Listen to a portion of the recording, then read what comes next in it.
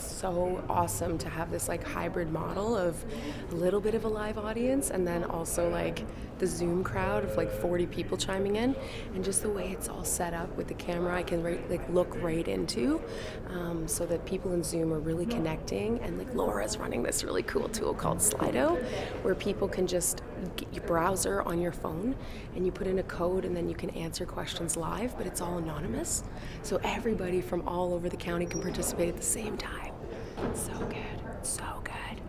That is good. All right. Awesome. Hey, good morning, everybody. Happy Friday. How's it going? Yeah, let's hear it, right? Absolutely. My name is Chéla, and I'm a Valley girl. Now, one of the most important reasons why I'm talking about this, guys, is because I get small town life. In fact, I love small town life. This is where I really connect to community, causes, people, collaboration, and it fuels my soul. So this stuff that we're gonna go over today, it comes right from a point of passion for me. It comes from a place of my heart and my head. And so I hope that we can bring the love of small communities and the importance of how we can be a welcoming community to all, including ourselves. The difference between sensitivity training and intercultural competency training is that it's about doing rather than knowing. And so today I am not only going to introduce you to some key concepts, and we're going to unpack it in a fun way, but then later after the break this morning, we're going to give you some tools, some ways to use it and to apply it into your everyday life. You know, one time when I was I got out of university and I went to my first corporate job. And I got in there the very first day. I had spent the night before packing a little box of all of my little personal things I wanted to bring to my first office. I was so excited to have my first office, my own office with a door. I was really, really excited about this as a young grad. And so when I got to work, I walked in and the desk was just like bare, just a little phone. I was like, yes. So I decorated it. I put up my picture frames and all the little things that I had brought from home, my pink pencil cup and all the little things that I loved. And as I was sitting there working away, getting to know the organization, reading some policies, the general manager came in to greet me. Welcome aboard. And as he walked in the space, he looked around at my desk and saw all the colors and all the girly and all the photos. And he said, that's not really the way we do things around here. I wasn't allowed to put up my personal stuff in my office. How would I have known that? I wouldn't have, first day. But what's interesting about what he said to me, that's not the way we do things around here. That's exactly what culture is. The way we do things around here, right? It's a shared normal. It's a shared overlap between what is expected in our local environment and what everybody agrees to without any policy to back it up. It's the way we negotiate, the way we navigate, and the way that we use our community, the way that we behave inside of it. So one of the things that is a really funny example of this, Laura, you can just click once, is this idea of double dipping. What's a double dip? What do I mean by that? Yeah. It's when you dip like a chip or a cracker or carrot or something in a dip, and you bite, and then you go back into the dip with your saliva end, right? This is like COVID, right? But even before COVID, there was a huge thing about double dips, right? So let's talk about this. If you were at work, let's say, a more formal environment, and there was, say, a buffet table or at the center of the lunch table, there was like a dip tray with some carrots and stuff, okay? If you walked into that room and saw the dip and the chips with a spoon in the dip, what does that mean? Yeah, use the spoon to put dip on your own plate, right? So the signal of spoon in bowl of dip equals cultural cue. This is what we do here with this tool, okay? So then what would it mean? What would you do if there wasn't a spoon? You might use the carrot to be the spoon. You're still gonna spoon your own dip. You still know that it's not okay to be like, in the dip, right?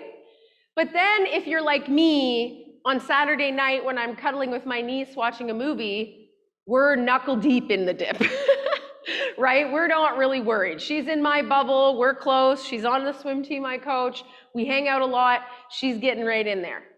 So depending on who I'm with, where I am, I'm gonna be using the rule, the singular tiny little grain of sand rule of the double dip. I'm gonna be using that in a different way even. So now I actually have like 3 versions of that one cultural rule. Oh my gosh, the Maui's big, right? Think about that. Think about if there are 3 grains of sand just for how to use a dip. Imagine all the other things around us that we just walk through life not recognizing our defaults. So what's interesting about culture is that because it's so about your individual way of behaving, it kind of can reflect this idea of an ocean, okay? So I want you to imagine like a big beach, right? Oh, my favorite place in the world is the beach. So you go to the beach and you see just the piles of grains of sand, right? All of the magnitude of the grains of sand, and that every time the waves wash ashore, they bring more grains of sand, right? So every single day in your life, you have more and more experiences hitting the shore of your Maui of experiences, okay? So every single day, it's evolving, it's adding to it, it's growing, and it's shaping the way that you behave, or the pile of sand that in which you would call your culture, okay? So culture is absolutely fluid.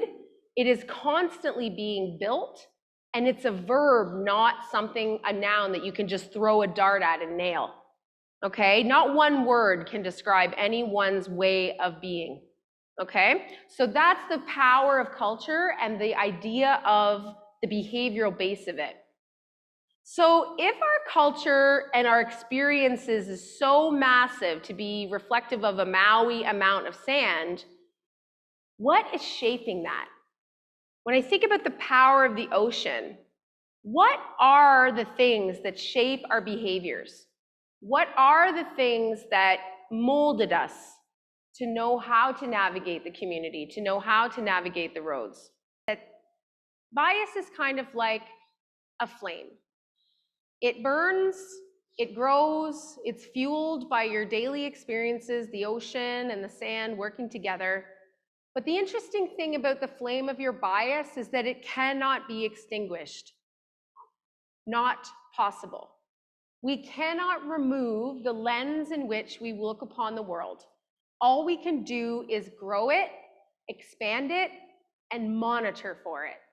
So instead of expecting to be able to eradicate bias, blow out the flame, instead we must look to the light.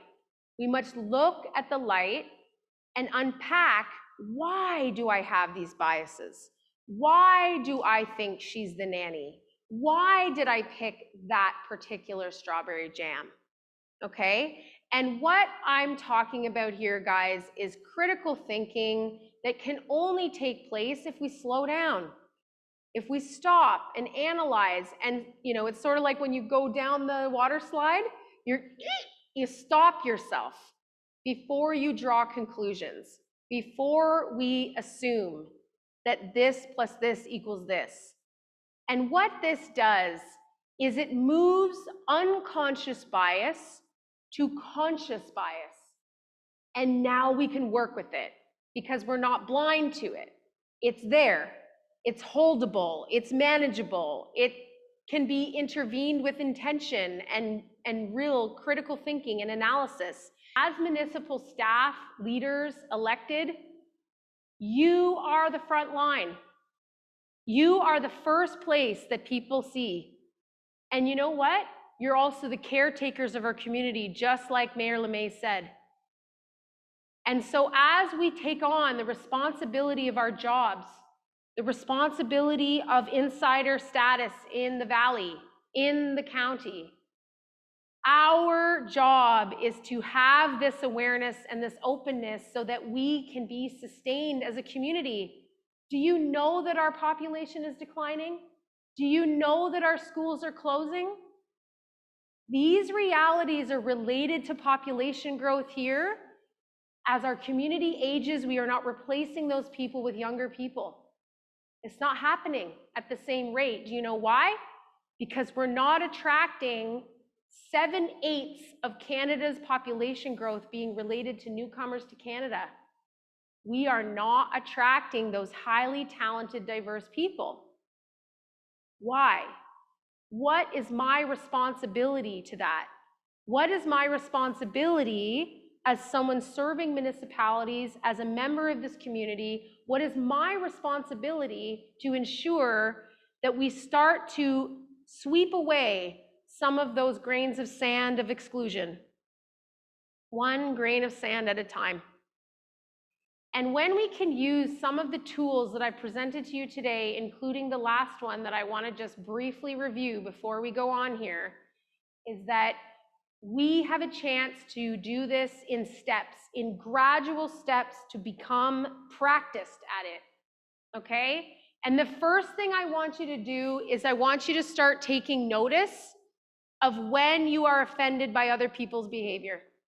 The waiting room. When are we talking about other people's parenting? When are we talking about the way they cut their grass? When are we talking about the judgments of their way of life? And then I want you to move to 3 o'clock, and I want you to try to hold back on the judgments. Because what did we learn about the Maui and the intuitive mind? Is that it's often wrong. And so associating someone's behavior to an exact formulaic value statement is often wrong. And so can we just live in general humility that we can't be right? Remember, guys, no matter what, there is no neutrality in welcoming. You either are going with the grain or against the grain of accepting people. There is no treading water with respect to inclusion. Okay? Your influence in this role, in this way, in this community is never neutral. We are either participating in being welcoming or we are participating in exclusion. Ask yourself today, what did you want for yourself? What would you want for your kid if your kid was different? That's the power of the Valley. That is the power of good neighbors. That is the power of small town life. We have big old hearts. We've just been wearing the brown shoe. So pop on the red stiletto and rock that runway. Thank you so much, guys.